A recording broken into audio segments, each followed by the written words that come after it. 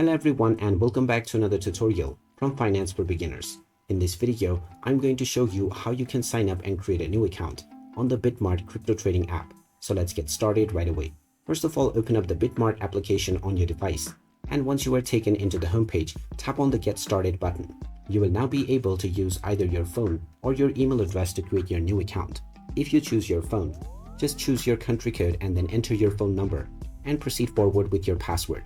In case of your email address, type in your preferred email address and then enter your account password underneath. After entering your desired password, make sure to check on the terms and conditions checkbox.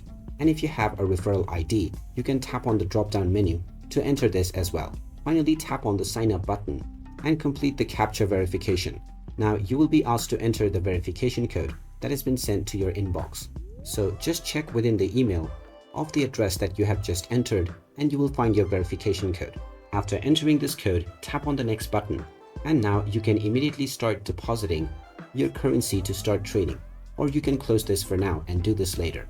So there you have it. That is how easy it is to sign up and create a new account on the BitMart crypto trading platform.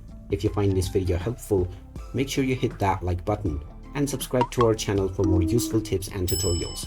Thanks for watching and I will see you again in the next one.